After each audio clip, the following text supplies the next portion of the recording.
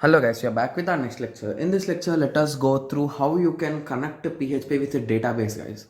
Okay, so in our previous lectures, we did discuss about forms, right? Somewhere PHP forms we did discuss. There we used to store the input data, whatever the user is giving. We are able to store in some variables in your PHP code, right? So we asked for name, phone number, and few things, right? If you want to just see it once again, just give me a second, guys.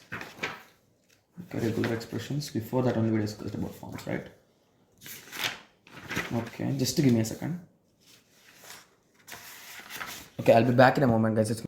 Okay, sorry for that. Okay, so here is the code, right? So we did discuss about this in our 8th lecture, guys. Okay, so we did discuss about this. So where we collected the input from the user, like this is the view of the user. So he will be giving the details, and once he clicks the submit button, the data will automatically get stored. The name will be stored in name, email will be in email, website will be in website, comment will be in comment, and gender will be in gender.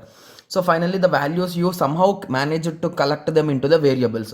So now you are having them in the variables, right? So now your next task is to push them to the database, right? So whatever you are collecting from the user, you want to store them somewhere instead of variables, like somewhere which is protected and which is safe. So the best option will be your databases. So you'll be pushing them into the database. So now your question might be, okay, now how can we push into database? Okay, so basically for Java code, we will be using JDBC, guys. Okay, so I have a good knowledge about JDBC, but I never worked with PHP, guys. So that is the main reason why I am not explaining in a perfect way these topics. Okay, for this lecture we'll be going through some basic introduction about PHP connecting to MySQL, guys. Okay, I took the content from W3 School, so we'll be discussing about that. I'll be showing you in a minute.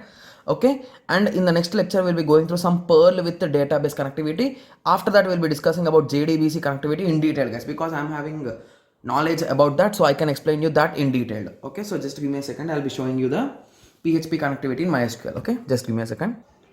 Okay guys, I'm back. Okay, so basically whenever you're trying to connect database, there are 5 basic steps which you should do, guys. It's mandatory to do whichever language you might be using, like PHP. In Perl also you'll be using the same, in Java also you'll be using the same. So these are the 5 common steps you can say, but in some languages few steps are skipped because they are internally available there. Okay, so the first step is nothing but to load the driver, guys. So basically in Java, with respect to Java I'll be talking, guys, basically because I'm having a good knowledge about that. So in Java you need to load the driver manually, like you will be using some kind of a class for name method, and you'll be loading the name. Okay, whereas in PHP there is no need of it. Okay, I think it's clear, right? So now it's more clear, right? Yes. Okay, so guys, this is directly collected from W3 Schools. You can just visit the website and you can read it. I'll be providing a link also if possible in the description. Okay. Okay, so here once you initialize the driver, then you'll be connecting to the server, you can say, like connecting to the server or to the database. Okay, so here we are doing that, guys. So basically what are the parameters that you need inside this connection is nothing but you need your username and the password for the database login. So whenever you try to log in into some database, even when you install MySQL or anything, you'll be giving your username, right? Scott, password as 123, like that. There are some common passwords and usernames which are predefined and you can use them. Okay, so basically you will be giving the username and password of your particular server's SQL database, and this will be the link or the name, you can say. Okay, so once these 3 are given, and you will be calling MySQL. So here we are using MySQL Lite, guys. We are not using directly MySQL, we are using MySQL Lite. So same in PHP and even in Python also, most of the time you will be using MySQL Lite only. Okay, so you are using MySQL Lite and you initialize the connect object. So it is nothing but, you think that it is nothing but a connection establishment. Okay, okay, so if connection establishment gave any error, you will be printing that error, that particular error. If not, you will be saying that okay, it is a successful. Okay, so in this way, so once it is done, you will be then creating an expression, guys. Okay, so creating a statement we'll be doing in some other languages.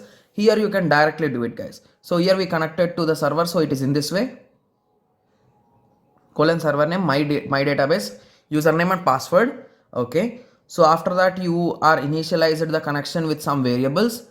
After that you check that you said that it is a successful connection. So in this way it will be working, guys. At the end you can close the connection. So in between that you can run your SQL operations and everything. Okay, okay, So I hope everyone got some basic idea, right? So just give me a second, guys. If possible, I'll be searching for a small code so that we can try to understand the code. Okay, so just give me a second.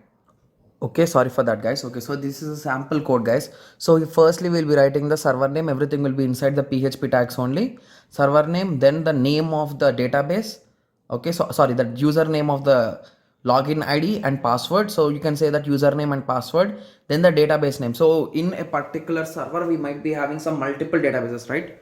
So that is the reason why we'll be specifying the database name. After that, we'll be directly connecting because there is no need to initialize any kind of drivers or anything in PHP, guys. Okay, that's the advantage of PHP, you can say.